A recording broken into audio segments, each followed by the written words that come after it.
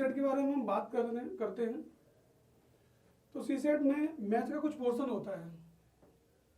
उस मैथ में स्टूडेंट इतना टेंशन लेते हैं कि बहुत ही प्रॉब्लम आती है कुछ लोगों को। लेकिन मैं मैथ्स में आज आपके लिए एक ऐसा कंसेप्ट लेके आया हूँ कि 99% आप मैथ्स के क्वेश्चंस को एक ही सिस्टम से, एक ही तरीके से सॉल्व कर सकते हैं। ठीक है, तो देखिए आपको बहुत ज़्यादा टेंशन लेने की ज़रूरत नहीं है। मैं आज वो टॉपिक पढ़ा के दिखाऊंगा आपको जो सबसे ज़्यादा फॉर्मूले यूज़ करता है। ठीक है, और बहुत सिंपल सा कंसेप्ट है, मेरी बात समझने की कोशिश करना। और यूपीएससी सीसेट में आपको कोई भी फॉर्मूला पढ़ने की ज़रूरत नहीं पड़ेगी। ठीक है, तो चलिए आगे बढ़ते हैं। हम बात करते हैं सबसे पहले इंटरेस्ट की।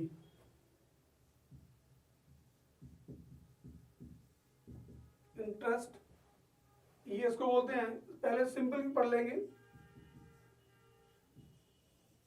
सिंपल इंटरेस्ट यानी साधारण ब्याज।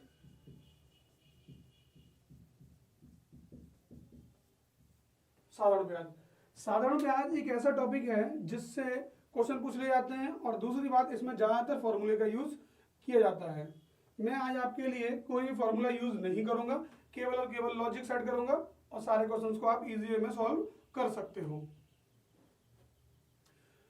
स्टार्ट करने से पहले मैं कुछ बेसिक बातों को बता देना चाहता हूं कि जैसे सबसे पहले होता है प्रिंसिपल, यानी इसको बोलते हैं मूलधन, जो कि आपका रियल पैसा होता है। जो कि आपका रियल पैसा होता है। आपके पास जो वास्तविक पैसा है वो मूलधन होता है, और कभी भी आप नहीं चाहेंगे कि आपको मूलधन से कम पैसा मिले। इंटरेस्ट मतलब फायदा, यानी कि ब्याज। अब मूलधन से जितना भी ज्यादा आपको मिलेगा वो आपका ब्याज होगा। ठीक है, चलिए ब्याज आप जानते ही, यानी कि इंटरेस्ट। रेट ऑफ इंटरेस्ट जानते ही हो, दर। कुछ परसेंट में पैसा मिलता है, 10% के हिसाब से, 5% के हिसाब से, 3% के हिसाब से, जो भी डिफरेंट नंबर दिया हो।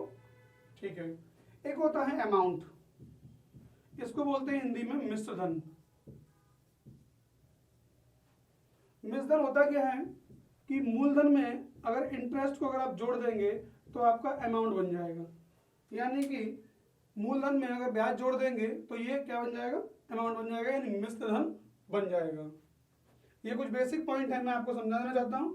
उसके बाद में मैं अपनी लॉजिक पे आऊंगा और देखना मैं एक ही तरीके से आपको कंसेप्ट क्लियर कर दूंगा और सारे क्वेश्चंस आप लॉजिक बेस्ड कर सकते हैं, और कोई भी फॉर्मूला पढ़ने की जरूरत नहीं है, और मैथ की टेंशन आपकी खत्म। चलिए, तो मैं यहां तक ये रिमूव कर देता हूं, उसके बाद में आगे बढ़ेंगे हम लोग।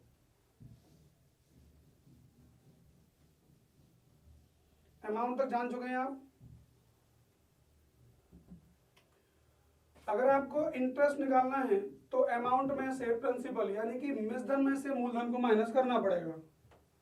अगर आपको प्रिंसिपल निकालना है तो अमाउंट में से इंटरेस्ट को माइनस करना पड़ेगा, यानी घटाना पड़ेगा। तो ये दो बेसिक पॉइंट और थे जिनको आप जान लीजिए। चलिए,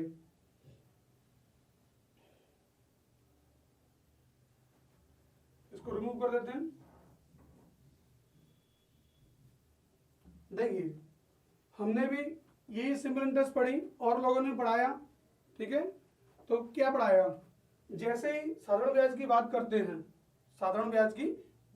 हैं तो बात आती है सिंपल इंटरेस्ट, यानी कि सिंपल इंटरेस्ट का एक फॉर्मूला होता है P multiply R multiply T divide by 100, यानी मूलधन गुणा दर गुणा समय और डिवाइड बाई 100। हमने भी यही पढ़ा। अब देखिए क्वेश्चन, मैं टेक्निकल फॉर्म में क्वेश्चन लिख रहा हूं, आप डिटेल फॉर्म में लिखना चाहें तो वो भी लिख सकते हैं। प्रिंसिपल दे रखा है 1000 रुपए, यानी मूलधन दे रखा है 1000 रुपए, रेट ऑफ इंटरेस्ट है 10% और टाइम है आपके लिए 2 इयर्स।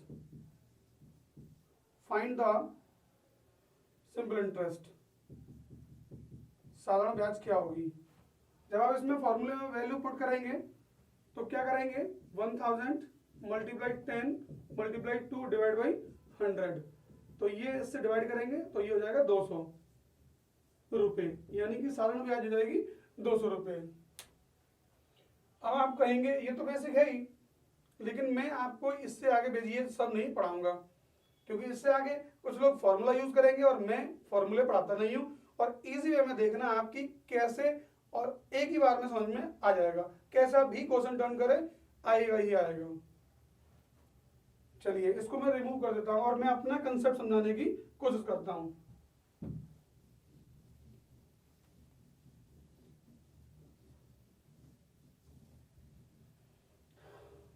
चलिए मेरा कंसेप्ट क्या है, एक छोटी सी मजाक है, केवल इस मजाक को अगर आप समझेंगे तो देखना कि इजी वे में आप क्वेश्चन को निकाल सकते हैं। मैंने एक छोटा सा कंसेप्ट समझाना है, मूलधन को मूलधन के बराबर, दर को दर के बराबर, अमाउंट यानी कि मिसधन को मिसधन के बराबर, अंतर को अंतर के बराबर, कम को कम के बराबर, ज्यादा को ज्यादा के बराबर। यानी girls equal to girls, boys equal to boys, difference equal to difference, less than equal to less than, more than equal to more than, interest equal to interest, principal equal to principal, amount is equal to amount. जो दिया है उसको उसी के बराबर लिखा जाएगा, तो आप इजी वे में कर सकते हैं। बुक्स में क्या क्या दिया रखा है ये आप इजी वे में समझेंगे तो वो सबको सॉल्व कर पाएंगे, लेकिन जैसे ही आप फॉर्मूले पे जाते हैं तो फॉर्मूला भूल जाते हैं। हर एक क्वेश्चन के लिए फॉर्मूला अलग लिखा हुआ है, नहीं, लॉजिक समझो, लॉजिक से आप आराम से कर सकते हैं। जैसे मैं कुछ क्वेश्चन समझा रहा हूँ आपके लिए। मेरा क्वेश्चन है टेक्निकल फॉर्म में, अमाउंट दे रखा है 5200, यानी कि 5200 रुपये अमाउंट दे रखा है। रेट ऑफ इंटरेस्ट दे रखी है 5%, टाइम दे रखा है 6 ईयर, राइट। आपको निकालना है प्रिंसिपल, यानी कि मूलधन क्या है, मूलधन क्या है। अब बहुत सारे स्टूडेंट या बहुत सारे लोग इससे आगे फॉर्मूला यूज करेंगे और हम फॉर्मूला यूज नहीं करेंगे। मुझे क्या पढ़ाना था, वो ये पढ़ाना था आपके लिए, I is equal to RT%। इसको आप जान लीजिए और सारे क्वेश्चन सॉल्व हो जाएंगे। अब देखिए कैसे करेंगे। इन दोनों का मल्टीप्लाई कितना हुआ, 30% समझ में आ गया आपको। R और T का मल्टीप्लाई करने के, यानी कि इंटरेस्ट को R और T के परसेंट के बराबर रखते हैं, 30 हो गया, कोई दिक्कत तो नहीं है।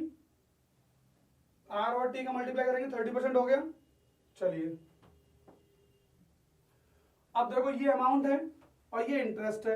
अगर मैं इसमें 100 जोड़ देता हूं तो ये कितना बन जाएगा, अमाउंट बन जाएगा, यानी मिसधन और ब्याज, यानी मूलधन और ब्याज, यानी कि ये मिसधन बन गया, मूलधन प्लस ब्याज मिसधन होता है, जैसे पहले बता चुका हूं मैं।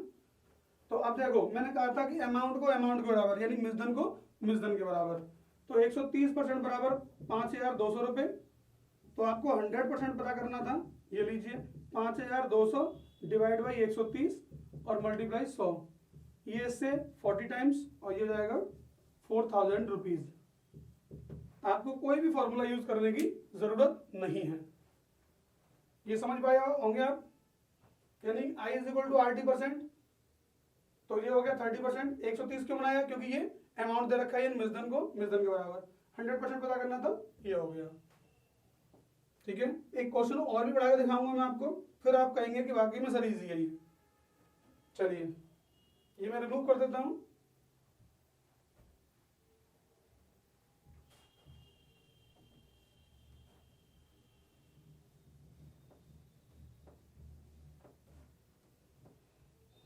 यहीं पर मैं आपको एक और क्वेश्चन समझा रहा हूं।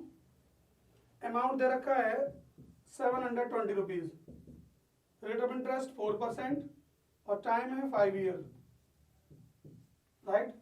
फाइंड द प्रिंसिपल, मूलधन क्या होगा। फॉर्मूला पढ़ना ही नहीं हमको क्या करना है, इन दोनों का मल्टीप्लाई RT%, यानी I is equal to RT%। कितना हो गया, ये 20% हो गया, 4 5 जा मल्टीप्लाई करेंगे 20% हो गया, ठीक है। इसको 120 क्यों किया गया, क्योंकि ये अमाउंट है, अमाउंट को अमाउंट के बराबर, तो 120% बराबर कितने के 720 के, देन 100% बराबर 720 डिवाइड बाई 120 मल्टीप्लाई 100। ये 1 रूल है, ये यही रहेगा, ये इसके नीचे आ जाएगा, ये इससे कितना 6 टाइम्स और ये हो गया 600 रुपीज, ये लीजिए। तो आप देख सकते हैं कितना इजी कंसेप्ट है, कैसा भी क्वेश्चन चेंज होगा, जो दिया जाएगा उसको उसी के बराबर लिखा जाएगा।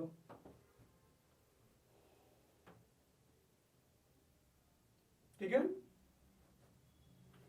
चलिए आगे चलते हैं, मैं कुछ और भी क्वेश्चंस पढ़ाता हूं। ठीक है, आपको बस ये ध्यान रखना है, girls equal to girls, boys equal to boys, difference equal to difference. ठीक है, एक्स्ट्रा इक्वल टू एक्स्ट्रा, जो भी दिया है उसको उसी के बराबर लिखा जाएगा।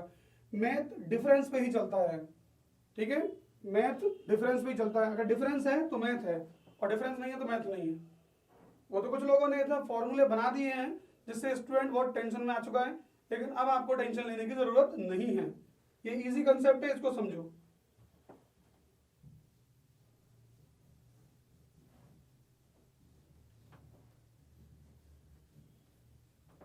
मैं दूसरा क्वेश्चन लिख रहा हूं आपके सामने।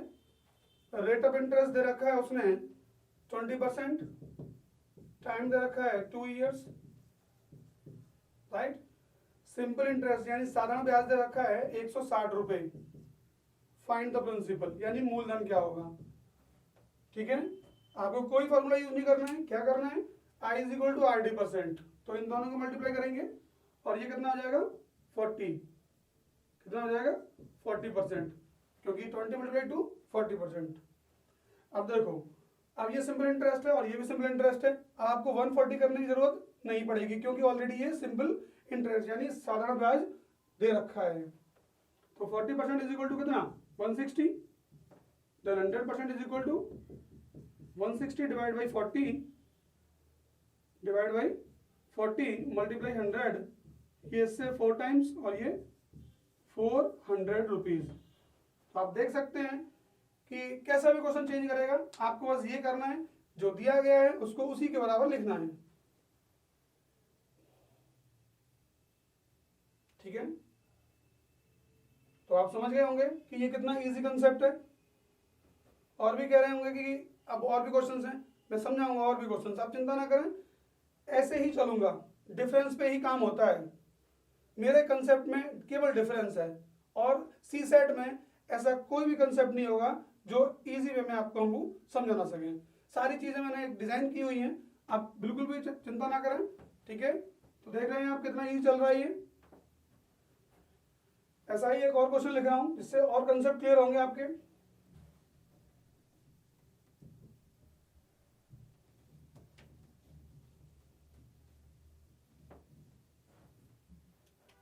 देखिए, रेट ऑफ इंटरेस्ट दे रखा है 15%, टाइम दे रखा है 3 years, सिंपल इंटरेस्ट 900 रुपीज दे रखा है। तो आपको प्रिंसिपल फाइंड करना है यानी मूलधन। मैं डिटेल फॉर्म में भी लिख सकता हूं क्वेश्चन को, आप चाहेंगे तो डिटेल फॉर्म में बोल देंगे, कोई दिक्कत नहीं है उसमें, हिंदी में भी और इंग्लिश में भी बोल सकते हैं। तो ये रेट ऑफ इंटरेस्ट, ब्याज दर 15%, वही करना है। I is equal to RD%, 45% हो गया, ये 45% हो गया। इसको 145 नहीं कर रहे हैं, क्यों, क्योंकि ये सिंपल इंटरेस्ट दे रखा है। 45% बराबर 900, देन 100% बराबर आपको 900 डिवाइड बाई 45 मल्टीप्लाई 100, और ये हो जाएगा इससे 2 टाइम्स, और ये हो जाएगा 2000 रुपीज। तो आप देख रहे हैं कितना इजी कंसेप्ट है ये।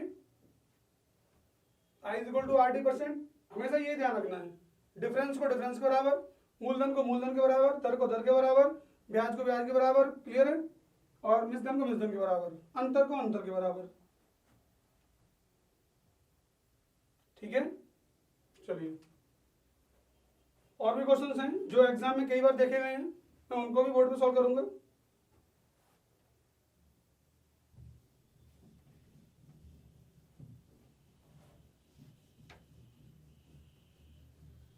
बस आपको ये ध्यान रखना है कि I is equal to RD% होता है, जो आपको हमेशा ध्यान रखना है।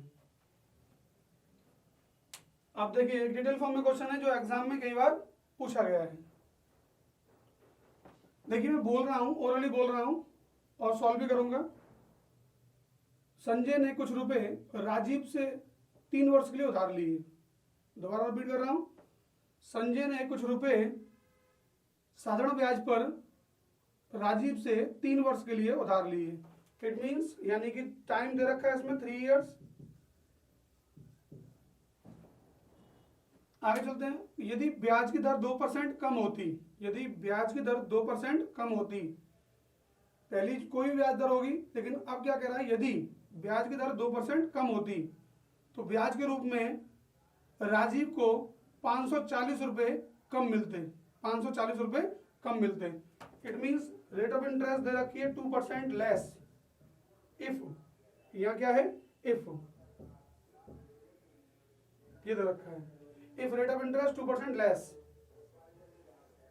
ठीक है। तो सिंपल इंटरेस्ट कितनी कम मिल रही है 540 रुपये, यानी सिंपल इंटरेस्ट 540 रुपये कम मिलती है, यानी कि कम मिलता है। तो प्रिंसिपल यानी मूलधन क्या होगा, यहां लिख सकते हैं कि प्रिंसिपल फाइंड करिए आप, मूलधन क्या होगा, ठीक है। तो ये क्वेश्चन कई बार एग्जाम में पूछा गया है और इसको भी फॉर्मूले से सॉल्व करते हैं लोग, और काफी याद करना पड़ता है फार्मूला, लेकिन हमारे कंसेप्ट में कोई भी फार्मूला नहीं है। कैसे, मैंने क्या समझाया था, I = RT%, तो ये कितना हो जाएगा 6% हो जाएगा या नहीं हो जाएगा भाई, 3 × 2 6% हो जाएगा ये। अब देखो कम को कम के बराबर, मैंने क्या समझाया था, कम को कम के बराबर, ज्यादा को ज्यादा के बराबर, ठीक है। तो अब ये हो गए 6%, तो 6% बराबर कितने के 540 के। 100% पता करना था आपको, तो 540 / 6 × 100, तो ये इससे 90 टाइम्स, और ये हो जाएगा 9000। तो आप देख रहे हैं कि ये कितना इजी कंसेप्ट चल रहा है, तो आप इजी वे में सॉल्व कर सकते हैं, क्योंकि देखो 2 और × 3 करेंगे तो 6 आएगा। 6% = यानी कि 6% बराबर 540, 100% बराबर 10, तो ये 9000 रुपये आ गया।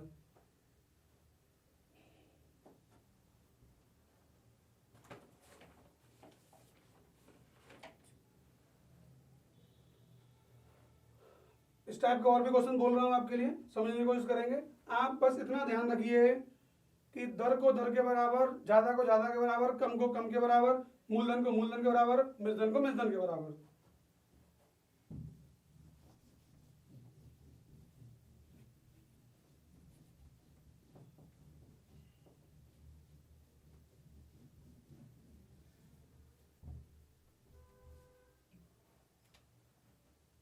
आगे चलते हैं।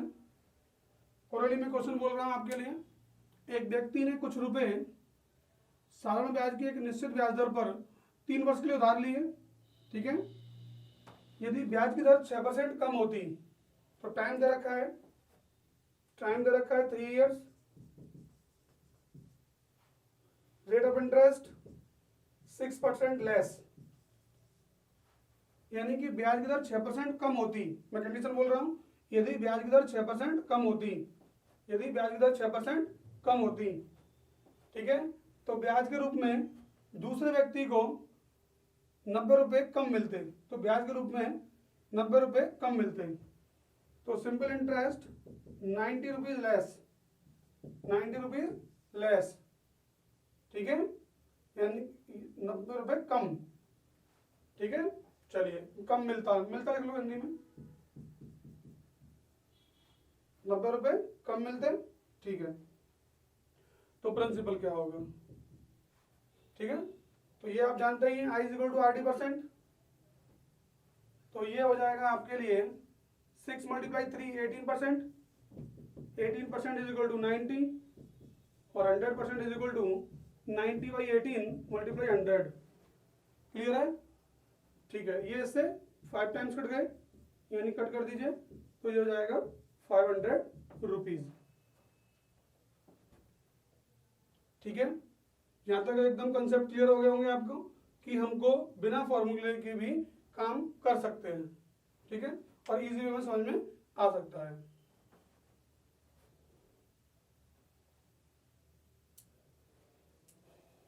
ये हटा देते हैं।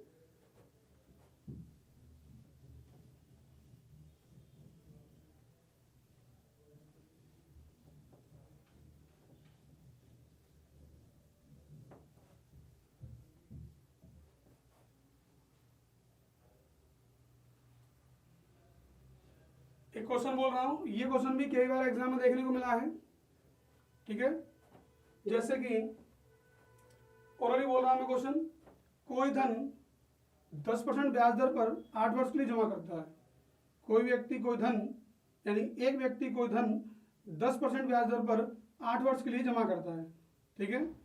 यदि वह इसे 12% ब्याज दर पर 6 वर्ष के लिए जमा करें, यदि वह इसे 12% ब्याज दर पर 6 वर्ष के लिए जमा करें तो ब्याज के रूप में 880 रुपये कम मिलते हैं। तो ब्याज के रूप में 880 रुपये कम मिलते हैं। तो मूलधन क्या था?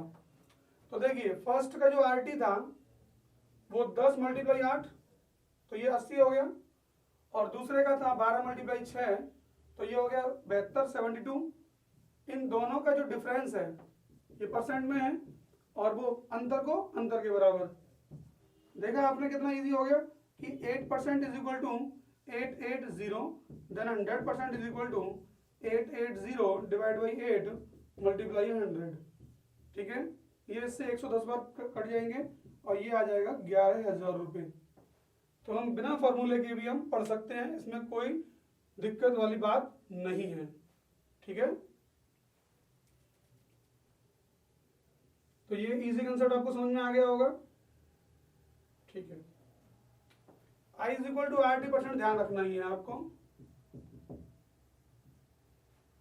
तो ये एक हो गया, ये RT हो गया, इन दोनों का डिफरेंस था 8%। 8% बराबर 880 यानी 880, 100% बराबर 11,000 रुपये। यहां तक क्लियर हो चुका होगा आपको, कोई भी दिक्कत वाली बात नहीं है।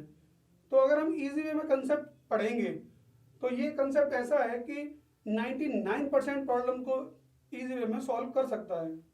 ठीक है, चलिए आगे चलते हैं, एक और क्वेश्चन देखते हैं।